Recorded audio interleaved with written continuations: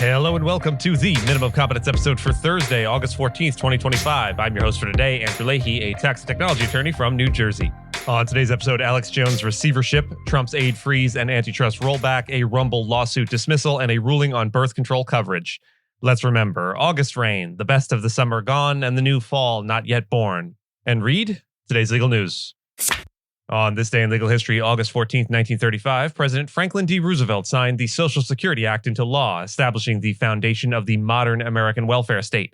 The legislation was a centerpiece of Roosevelt's New Deal and aimed to address the widespread economic insecurity caused by the Great Depression. For the first time, the federal government created a structured system of unemployment insurance and old age pensions funded by payroll taxes collected from workers and employers.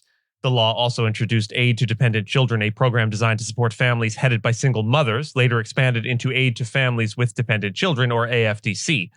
The act marked a major shift in federal involvement in individual economic welfare and signaled a broader acceptance of the idea that the government bears some responsibility for the financial well-being of its citizens. Though limited in scope at first, agricultural and domestic workers, for example, were excluded. The framework it established would evolve through amendments and court challenges over the following decades. The Social Security Act was challenged on constitutional grounds shortly after its passage, but the Supreme Court upheld its key provisions in Helvering v. Davis in 1937, affirming Congress's power to spend for the general welfare. Over time, the Social Security program expanded to include disability insurance, Medicare, and Medicaid. While the structure and funding of these programs remain a subject of political debate, the 1935 Act remains one of the most enduring and significant pieces of social legislation in U.S. history. A Texas state court has appointed a receiver to take control of Alex Jones' company, Free Speech Systems LLC, the parent of his Infowars show. This is all in furtherance of an effort to collect on $1.3 billion in defamation judgments related to his false claims about the 2012 Sandy Hook school shooting. Judge Maya Guerra Gamble granted the request from families of victims in the Connecticut case, authorizing receiver Gregory S. Milligan to manage and potentially liquidate the company's assets. Another hearing is scheduled for September 16th to determine whether the Texas-based judgments should also be placed under receivership. Jones, who has been in personal bankruptcy since 2022, has been shielded from immediate collection on many of these judgments, but his company's Chapter 11 case was dismissed in 2024, giving a separate bankruptcy trustee limited control over its assets. The receiver now has authority, subject to that trustee's approval, to pursue the sale of Infowars media assets, access financial records, and initiate legal actions to recover property. Attorneys for the Sandy Hook families hailed the order as a major step toward accountability. Meanwhile, Jones' legal team plans to appeal, arguing the court was misled about prior bankruptcy rulings. Jones is also seeking U.S. Supreme Court review of the Connecticut judgment, with a filing deadline set for September 5th. A federal judge in Philadelphia struck down Trump administration rules that allowed employers to deny birth control coverage based on religious or moral exemptions. U.S. District Judge Wendy Beetlestone ruled that the 2018 exemptions were not justified and found a disconnect between the sweeping scope of the rules and the limited number of employers likely to need them.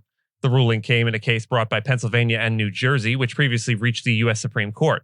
The court upheld the rules on procedural grounds in 2020, but did not evaluate their actual substance.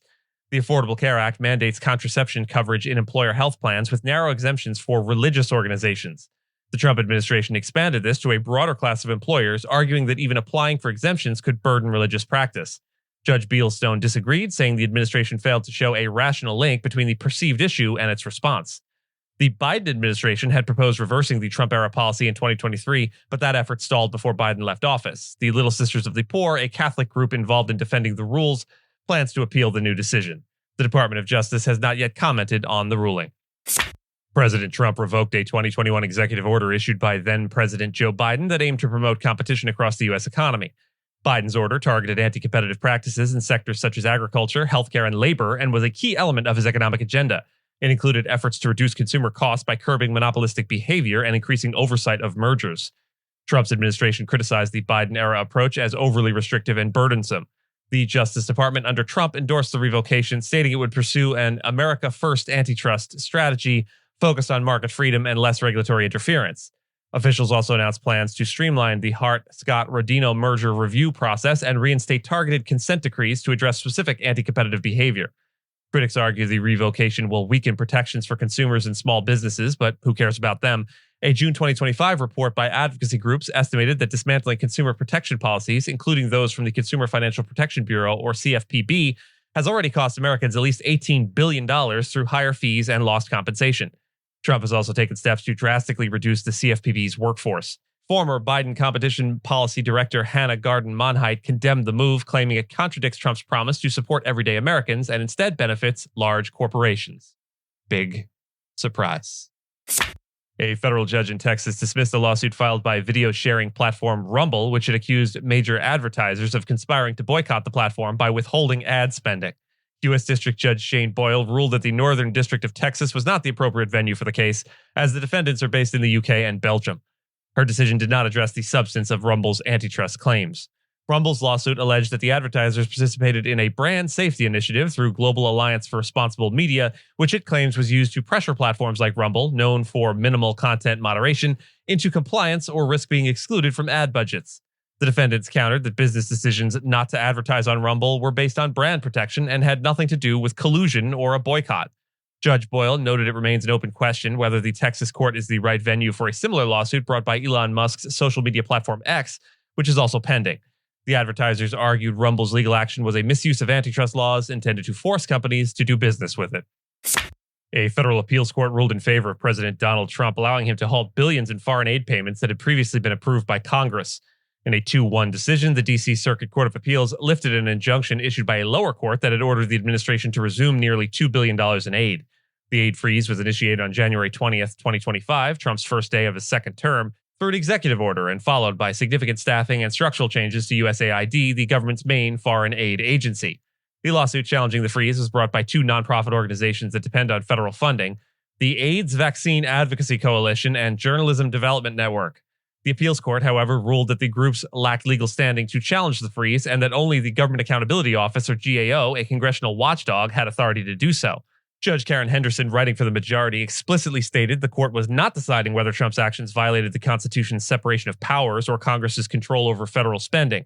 In a sharp dissent, Judge Florence Pan argued the decision undermined the Constitution's checks and balances and enabled unlawful executive overreach. A White House spokesperson praised the ruling, framing it as a victory against the, quote, radical left interference and a step toward aligning foreign aid spending with Trump's, quote, America First agenda. Foreign aid spending for America First. With that, and as always, I thank you so much for listening to Minimum Competence, your daily news podcast for lawyers. If you're looking for more than Minimum Competence, links to further reading and all the topics touched on today are in the show notes. And reviews go a long way towards helping new listeners to find our show. If you have a moment and can leave a rating or review on your podcast player, we'd sure appreciate it. And if you know someone that might be interested in a story we cover, consider sending them the episode. But remember, nothing here should be construed as legal advice because it is certainly never that. Minimum Competence is available at minimumcomp.com and wherever it is you get your finely crafted podcasts. If you haven't checked out the website in a while, give it a look. There are complete transcripts and resources for each episode and its corresponding segments, as well as an opportunity to receive new episodes in email, newsletter, form. We'll see you back here tomorrow, and until then, remember, August is the border between summer and autumn. It is the most beautiful month I know.